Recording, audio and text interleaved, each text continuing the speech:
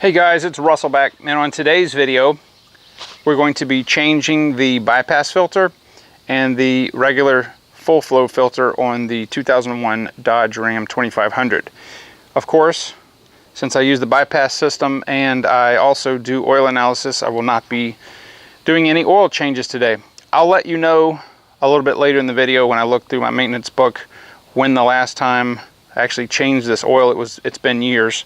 But I don't change oil by miles. I go by what the lab says. I'll pull a sample out, and I do that every other oil filter change. So we're going to get straight to this. I'm going to run the filter parts of putting them, taking them off and putting them on the vehicle fast, and then we'll get to what really matters. We're going to cut open the filters. This filter right here, this bypass filter, is I think 2 years old, and the spin-on is a year. So you do the full flow every year and then the bypass every other one. So let's get to it.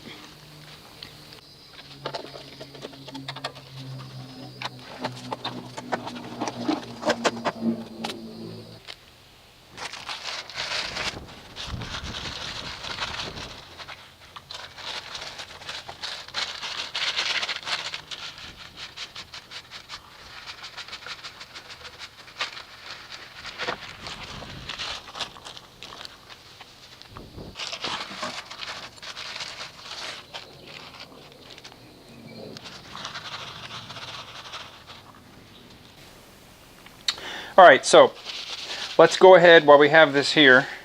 We'll start with the full flow filter. This is a Amsoil EAO 80, I believe. And we're also going to ask the question, do magnets do anything? Will they catch any minutia particles that are in the filter that may get past the full flow? You know what? We'll answer that in just a minute. We're going to open it up and see if it does do anything. Then there'll be some metallic or iron particles on the inside. So I've got my Longacre filter cutter. This is awesome. This is specifically, racers use this to cut open the filters and see what's in there.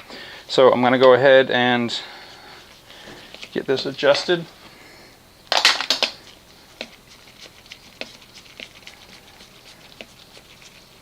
Okay, and this is really slippery, so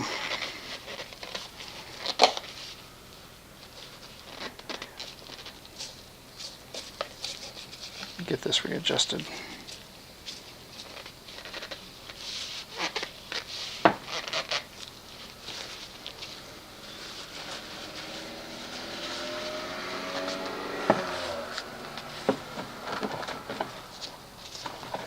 As I'm turning it, I'm turning the adjustment wheel down just a little so it cuts into the housing. These housings are very thick, so they're not so easy to open.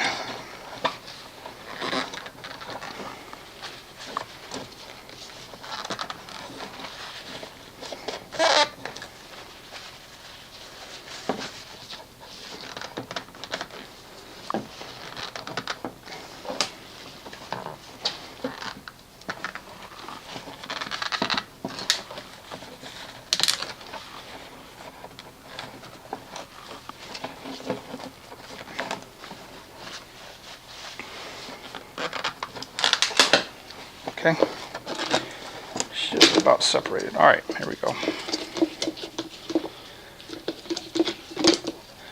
Now, I get a lot of comments, especially on when I cut open the Honda filters. Why would you do that? It's a waste of time. It's a waste of money. Look, do whatever you want to do. I want to know what's inside the filter. If you think it's a waste of time and money, then don't do it.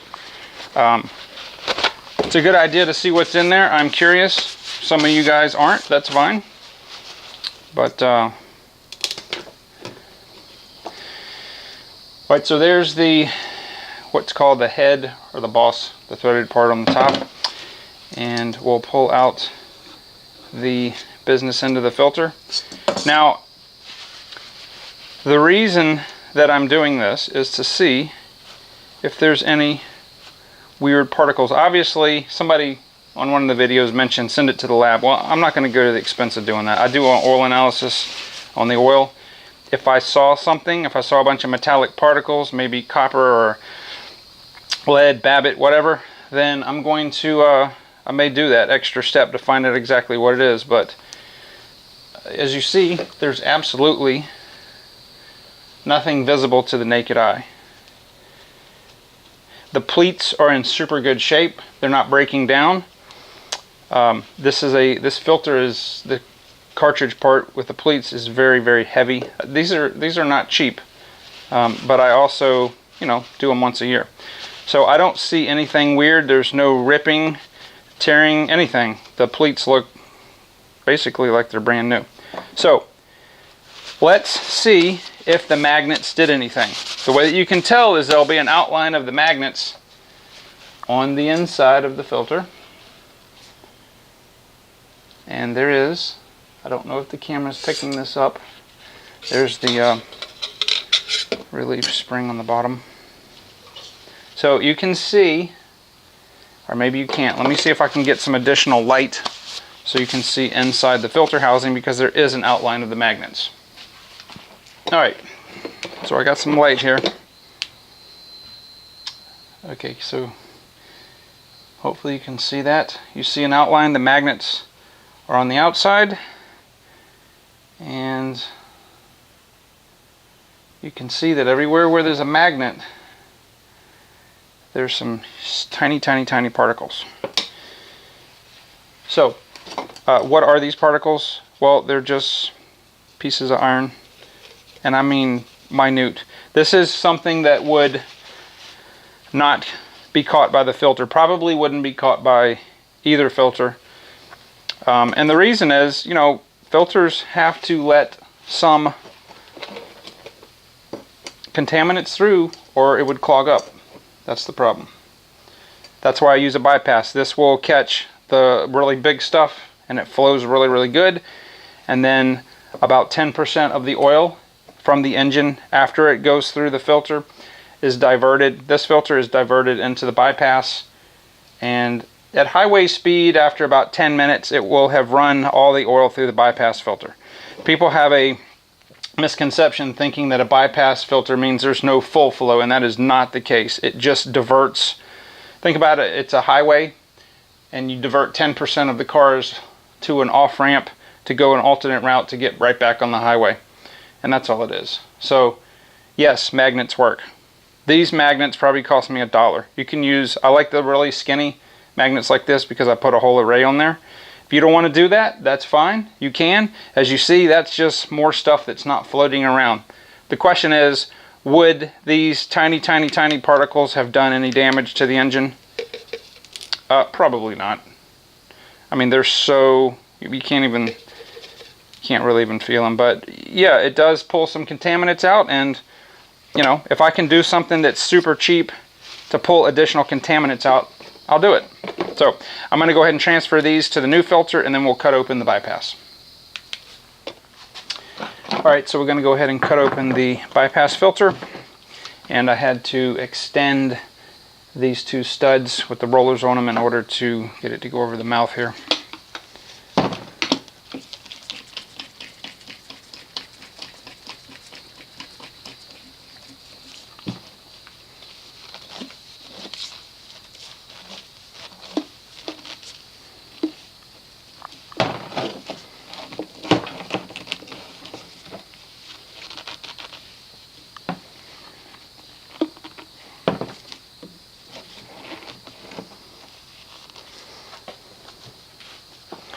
This is very slippery.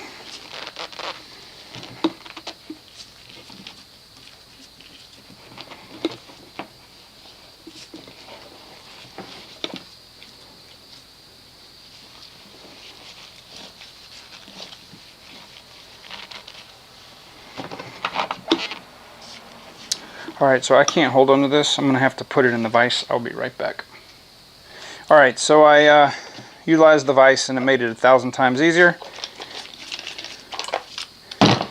And here is the, again, the boss or the threaded part. Pretty much the same construction, except the bypass filter filters down to a super fine micron rating. Now I don't have magnets on here just because I don't have any more. You could put them in here if you wanted. It's up to you.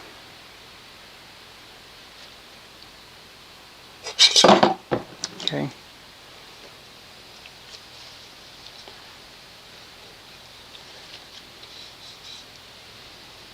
Now it's weird. The this oil is 3 years old, I think, at least 3 years old, if memory serves me correct. I don't know. I'll have to look in my. I'll let you guys know. But it's funny how this is just. You can still, it's clear. You can still see through it. There is some tinting to it, but the oil on the Jetta will turn India ink black right after I change it, like within 20 seconds of starting it up. It's amazing how much more soot is produced by that engine than the Cummins. So anyway, the business end of the pleated filter, again, I don't see anything in here at all.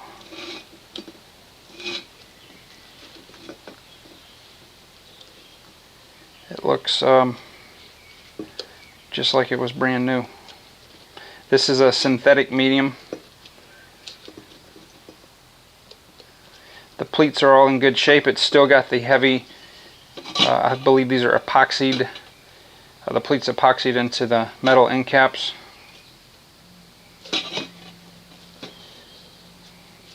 Keep getting lint from my rag in here. If you're ever wiping off something that's going to go back into the engine, never use these kind of rags. These leave horrible amounts of lint. That's why I always use paper towels. But this is still flexible. It's really tough. I mean, this could have gone longer.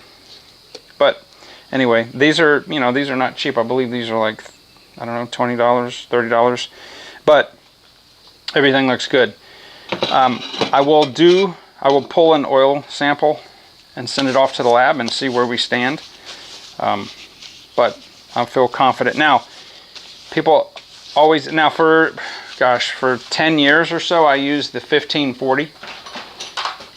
But I had switched over both the Jetta and the Dodge to the 530 Series 3000. This is a more robust oil. No, the difference in viscosity is not going to grenade the engine, and I'll prove that to you guys when I have the oil analysis back. But this is a better diesel oil than the 1540 heavy duty. That's an awesome oil. This is just a little bit better. And that Dodge takes about almost 12 quarts, so it can get expensive. But I'm not worried so much about the expense of it. I'm just want to have the best protection possible. So I'm going to go ahead and get the oil filters installed back on the truck, and then we'll do a startup and make sure we have no leaks. Alright, so I've got the bypass filter reinstalled. I have the full flow filter reinstalled, put the boot back on, tighten everything up. Let's go ahead and give it a test start.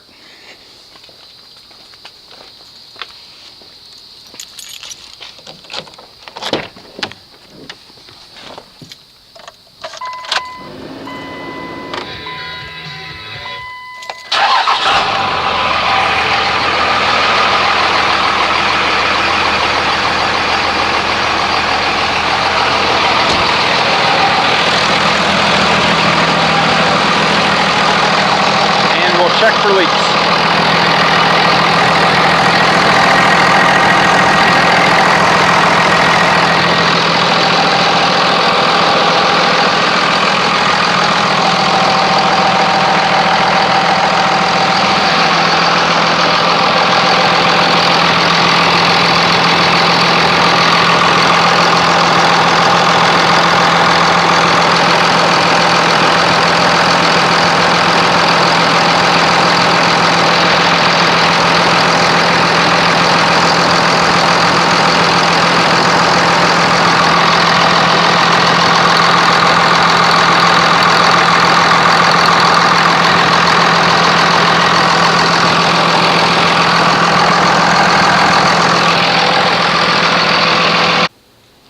right, so I went back and looked at the my records, and I made a mistake when I told you guys at the first beginning of the video.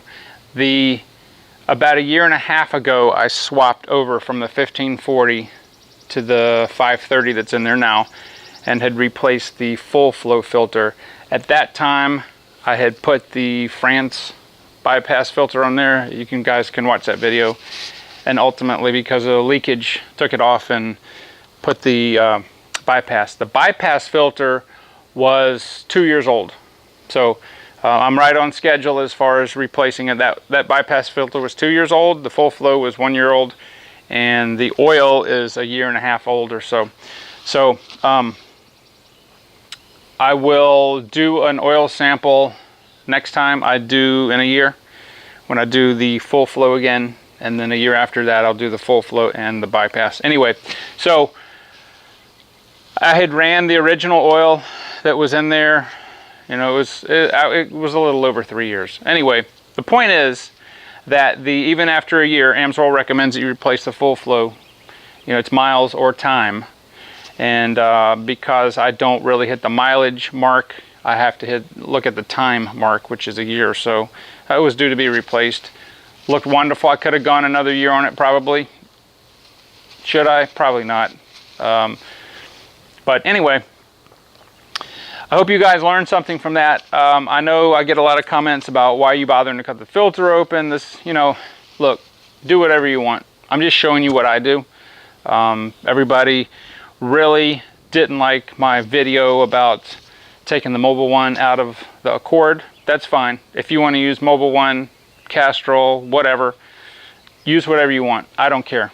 I'm just showing you what I do, and it's working really good. So anyway, guys, I hope this video is helpful. If it is, if you want to know how to install that bypass filter that I have on here, or a lot of other stuff on the Dodge, then just go through and search the channel. And I will see you guys on the next video.